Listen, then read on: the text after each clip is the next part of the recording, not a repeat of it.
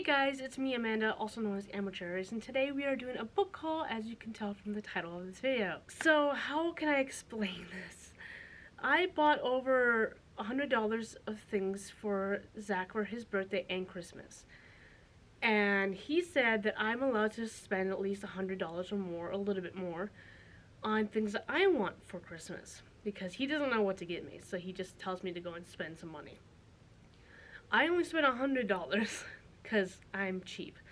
And that's not cheap, but compared to the $100 and some that I spent on him, which I'm not going to tell you the exact amount, it's cheap. So I got a row of books right here. You can't see them right now because I have them off in the distance. That I bought. I also bought a poster, but I'm not going to bring it out because I'm trying to keep it safe and sound until I can get it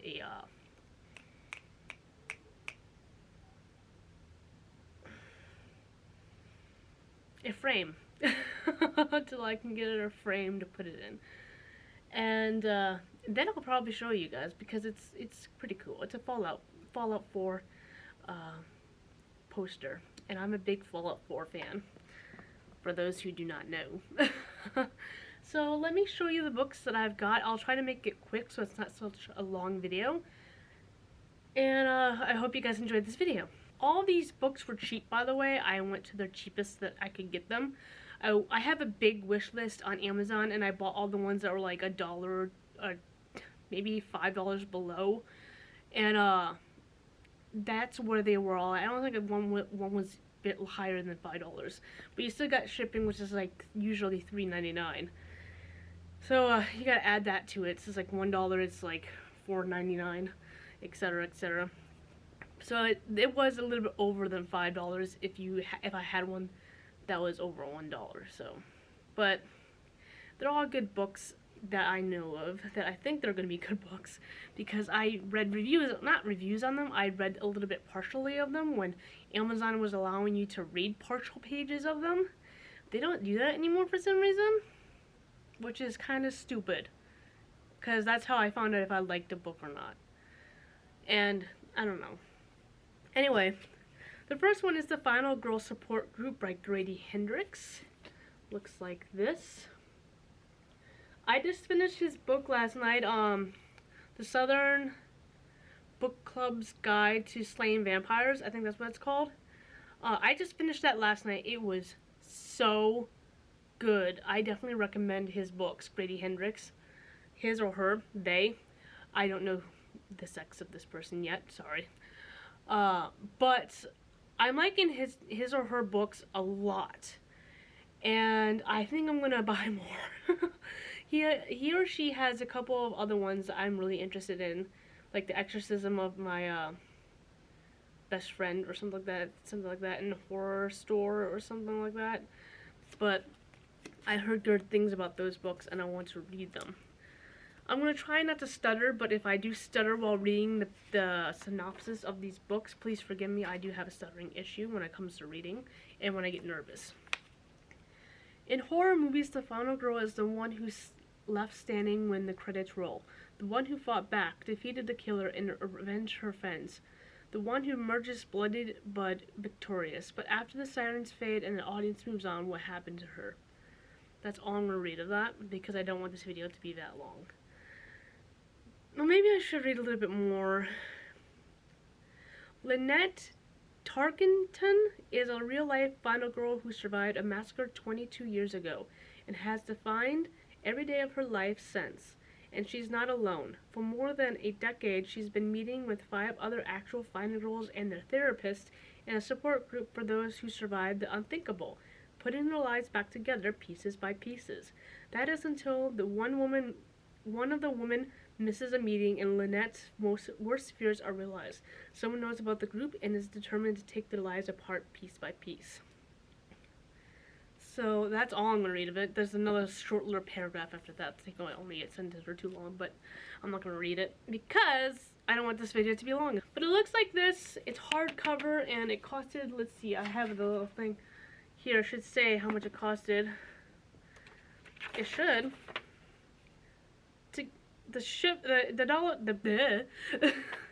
The book itself was $3.53 and shipping was $3.99. So it was a little more expensive than I wanted to, you know, spend. I usually try to go for like the dollar stuff because I'm cheap. But, you know, next one. A lot of these are apocalyptic books, just to give you a warning, or dystopian, because I'm really into zombies. If you guys know, if you don't know, well then you do know now. And I think some of these are zombie books. The next one is Speed by Mira Grant. It looks like this. Sorry for the noise in the background. People are doing construction work somewhere around here, and I can't tell them to shut up. So, sorry about that. The year was 2014. We had cured cancer. We had beaten the common cold, but in doing so we had created something new, something terrible that no one could stop. The infection spread, virus blocks taking over bodies, minds, and minds with one unstoppable command: feed. Now, 20 years after the rising, Georgia and Sean Mason are on the trail of the biggest story of their lives. The dark conspiracy behind the infected. The truth will out. The truth will out, even if it kills them. I think they meant to say this, the truth will come out, even if it kills them. It's a thick book. Well, a little bit of a thick book, but it's also smaller. So, I think I heard good things about it. This is a prompt book. I'm a writer, so I come up with stories and write books and stuff like that. And sometimes you get writer's block and you just need some inspiration, so I like to get prompt books.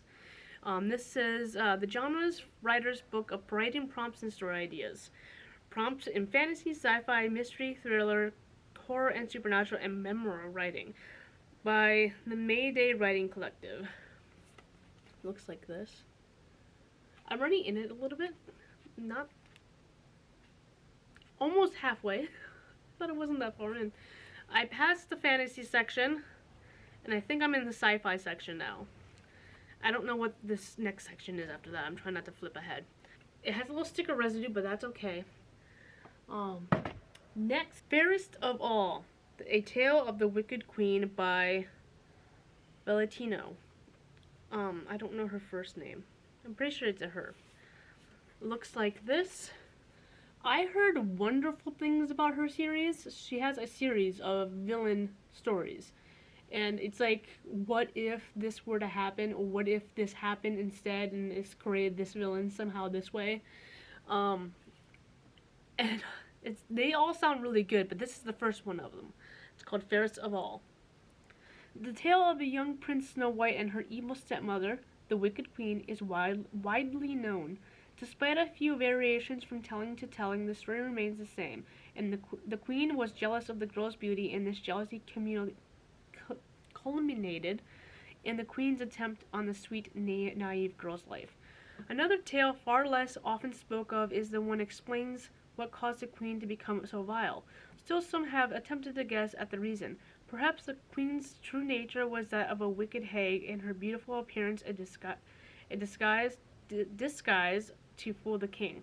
Others claim that the Queen might have hated the girl for her resemblance to the king's first wife. Mostly the Queen is painted as a morally abhorrent woman who never loved another being during the course of her miserable life. And there's a little bit more. I'm not going to read into it more, but I heard great things about her series, so I decided to buy the book. At least the first book. And I think the second one is of the Beast. Parasite by Mira Grant. Yes, another Mira Grant book. Looks like this. The back does not have a definition of the book, and it doesn't have it in the front of the book either, I don't think. Oh. Doesn't look like it. So let me look it up real quick and see if I can tell you a little bit about it. We owe our good health to a humble parasite, a genetically engineered tapeworm developed by the pioneering Symbol Gen Corporation. When implanted, the intestinal bodyguard worm protects us from the illness, boosts our immune system, even secretes designer drugs. It's been successful beyond the scientists' wildest dreams. Now, years on, almost every human being has a Symbol Gen tapeworm living within them. But these parasites are getting restless. They want their own lives and will do anything to get it. Sorry. It sounds really good. If you guys do not know me, I keep saying that in these videos. I'm really big into epidemiology. I can never pronounce that word even though I've studied into it. And I like viruses and parasites. Well, I don't like them. I like learning about them. And I find them very interesting. So I like to learn about them a lot. And I took a couple of free courses on Coursera.com on parasites and viruses, and I have a little bit of knowledge in them, not like a great amount, and I'm definitely not a professional, but I like books that talk about them. So this talks about parasites, so I'm very interested in reading it. Red Hill by Jamie McGuire, author of Beautiful Disaster and Walking Disaster. I didn't hear about those books. It says $3 right here, but it probably wasn't $3. There's a little receipt right here that doesn't say how much it is. Alright, for Scarlett, raising her $2 alone means fighting for tomorrow in everyday battle. Nathan has a wife but can't remember what it's like to be in love. Only his daughter Zoe makes coming home worthwhile. Miranda's biggest concern is whether her new VW bug isn't big enough to carry her sister and their boyfriends on a weekend escape from college finals. Whew, I'm running out of breath. When reports of a widespread deadly outbreak begin to surface, these ordinary people face extraordinary circumstances, and suddenly their fates are intertwined. Recognizing they can't outrun the danger, Scarlett, Nathan, and Miranda desperately seek shelter at the same secluded ranch, Red Hill. Emotions run high while old and new relationships are tested in the face of a terrifying enemy, an enemy who no longer remembers it's like to be human.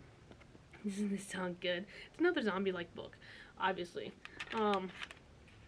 I don't know, obviously, it could be something completely different. It could be vampires for all we freaking know. But I'm hoping it's a zombie book, because when I was looking up zombie books like that, just zombie books, this was one of the ones that came up. So maybe it's a zombie book. It implies it's an outbreak. So maybe. What We Harvest by Anne Freistat?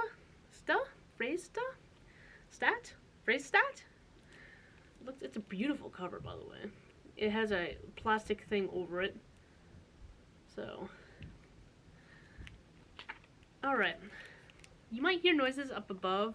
My roommates are waking up and their children, or her children, are running around. So, please forgive me now if you hear running around or toes of dogs clipping on the tiles of the wood above.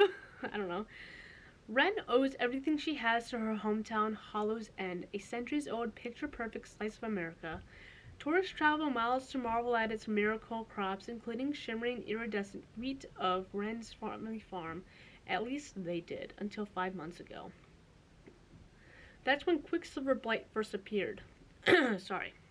Let me do that over. That's when the Quicksilver Blight first surfaced, poisoning the farms of Hollow's End one by one. It began by consuming the crops, thick silver sludge bleeding from the earth. Next were the animals. Infected livestock and wild creatures staggered off into the woods by day, only to return at night, their eyes fogged white, leering from the trees. Then the blight came for the neighbors. That's all I'm going to read, because I don't want this video to be so long. But it sounds really good. It sounds like another, like, potential zombie book. Potential. I don't know. Don't come at me if you read these books and I'm wrong. Just let me find out by reading them. But I'm really interested either way, even if it's not a zombie book, because it sounds really good. So, there's that.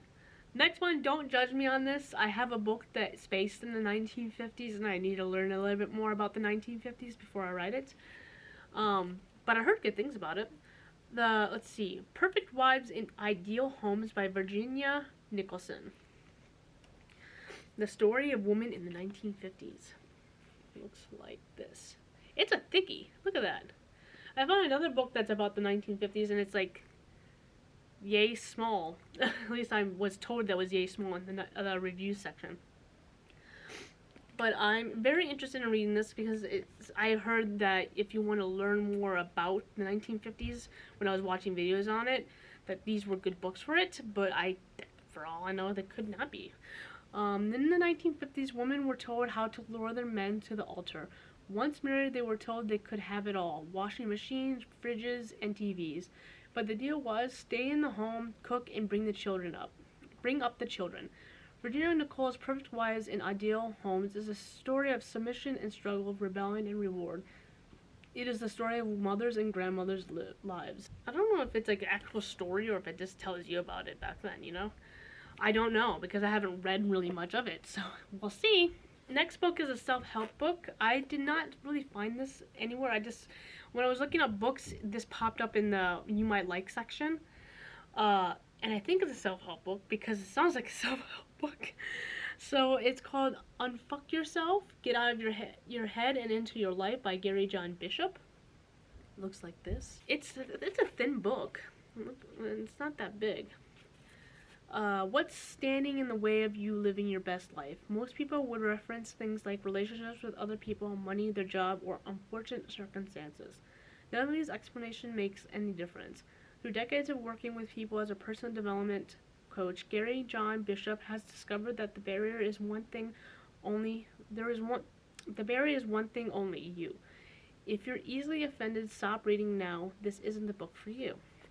I'm not easily offended unless if it's Zach talking. Zach is my husband, by the way. So I'm interested in reading this book because I want to read Atomic Habits because everyone's talking about it. So I really want to read that book, but I have to wait till I can get it, which is I am buying a couple more books for another haul coming up eventually. I just gotta buy a little bit more books. Zach said I was allowed to buy a little bit more books because he spent a little bit more money on himself again last night. And so he's like, you can make up for it by spending a little bit of money of yourself. So that was what I was doing, and so far I bought 4 books. I have probably another 4 I'm allowed to buy. But I'm not done. We have 14 books in total in this book haul. So let's continue. Everyone's heard of this book, by the way. I read it already, the entire series. I just want to read it again. So, The Hunger Games by Suzanne Collins. I'm not going to read you the back or the cover because everyone knows about it. If you don't, then I don't know where you've been. And there's movies about it now, so. But I wanted to read it again, so I bought it for real cheap. It was like $1. I was going to get it for even less. I was like 39 cents. And for some reason, it would not. When you press on the link, the thing to pay to buy the cheaper books, it pops up on the side and you're allowed to click which one you want out of the list, and it wouldn't pop up. It popped up and it went back and you couldn't click on any of the things. So I wasn't able to buy the 39-cent one, but at least I was able to buy the $1 one, which is strange. It did that with another book too. I don't know which one it was, but I was like, it's like $35 cents, and I was like, oh, okay, I'll just click that, and it wouldn't pop up. I'm like, I can't buy it. Next, The Chain by I might say his name wrong. Adrian McKinty? I think that's how you say it. I don't know this name very well. I don't hear it very often.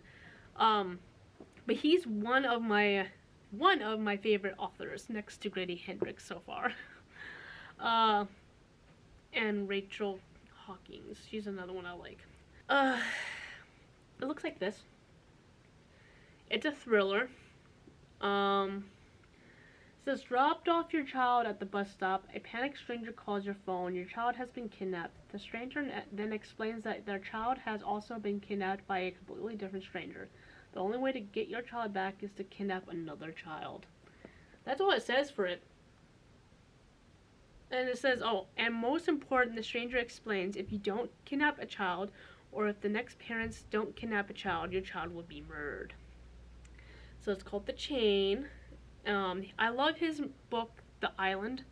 It was so good. I could not put that book down. I read it within 2 days. I don't read books very fast, so I could have read it in a day if I read it a little bit faster. But I don't read that fast, so I got it done in like 2 days. But it was a very good book. I'm going to keep that book regardless I already know the ending. That's how much I like the book. I'm just going to keep it. But this is going to be a good book too. At least I heard it's a good book. Next, the one I'm currently reading. The Girl in Red by Christina Henry. It's not safe for anyone alone in the woods. There are predators that come out at night, critters and coyotes, snakes and wolves. But the woman in red jacket has no choice. Not since the crisis came, decimated the population and sent those who survived fleeing into quarantine camps that serve as a breeding ground for death, destruction, and disease. She is just a woman trying not to get killed in a world that doesn't look anything like the one she grew up in. The one that was perfectly sane and normal and boring until 3 months ago. That's all I'm gonna read. Oh, why was the thing dark? I don't know why that was dark. I'm sorry. But I have so many books that I don't know what to read half the time. So I wrote them all and I put them in a little mason jar. They're all in there. Every single book that I have not read at least once. I have a couple that I've read at least once, and I pull out the name, and I read that book. And I already read the one I just told you about, the Southern Guide Slaying Vampires. I already read that one, and now I'm reading this one because I put the new books in the container, and this one popped up. Next was on Netflix, or is on Netflix. It's called The Ghost Bride, but I'm gonna pronounce his name completely wrong. Yanzi Chu. I think that's how you pronounce his name, his or her name. Looks like this. It's a woman who wrote this book. I can tell from the picture. Malaya, 1893. Li Lan, the daughter of a genteel but bankrupt Chinese family, has few prospects. But fate intervenes when she receives a proposal from a wealthy and powerful Lim family. They want her to become a ghost bride for the family's only son, who died under mysterious circumstances. Rarely practiced, ghost marriages are often meant to placate a restless spirit. Such a union would guarantee Li Lan a comfortable home for the rest of her days, but at what cost? I'll read you a little bit more. As she reluctantly considers the offer, Li Lan is unwillingly drawn into the shadowy parallel world of Chinese afterlife, with its ghost cities and vengeful spirits. There, Li Lan must uncover the Lim's family darkest secrets and the truth about her own family before she is trapped in this ghostly world forever. Doesn't it sound good? Like, I think Amanda. I watched the first episode and I liked it. But when it comes to Korean dramas, Chinese dramas, Japanese dramas, I don't like reading a lot completely unless if it's books. If it's on TV or on screens in some way, I don't like reading for some reason. Although I have the subtitles on everything. I don't know why. Even on English stuff. But I don't like reading that often, so I don't finish the K-dramas or Japanese dramas, etc. very often until a while passes because I like watch them periodically. And that was one of them, and we got rid of Netflix, so I couldn't finish watching the series, which sucked because there was a lot of series on there that I wanted to watch, and there's a lot more coming out that I wanted to watch, but you know, life sucks. And lastly, Feral by James DeMonico and B.K. Evanson, the writer-director of The Purge. Here's the names of the authors.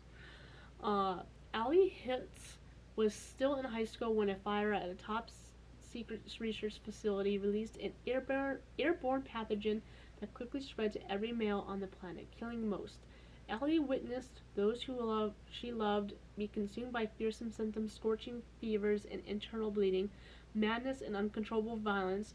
The world crumbled around her. No male was spared infection, and those who lived were irrevocably changed. They grew inhumanly strong and were filled with rage. These new men, ferals, were driven to destroy every remaining woman. That's all I'm going to read to you. I wouldn't know if you would call this a zombie book either, but I really want to read it. I mean, it seems very interesting. I have another book that's like on my wish list that's similar to this, but I don't remember the premise of it. But I know that all the men were dying and it was just women left alive. And that one seems interesting. It's called Fallout, which is funny because I was looking at Fallout books for, like, 'cause sometimes people write books for games, like Assassin's Creed and all that jazz. I wanted to see if anyone wrote books for the Fallout series. No. Only like series about the arts and the storytelling and all that jazz with the cookbook, but that was all that they had. So I found the Fallout book, and it was about that, about men dying and only a woman surviving and all that jazz. That's all I know about it. That I can tell you off the top of my head. So that's all the books that I have that I purchased, and I'm going to purchase a couple more books and put it in a different haul. I hope you guys enjoyed this video. Sorry if it was long. I hope you guys enjoyed either way. So, yeah. Bye. Like, comment, and subscribe.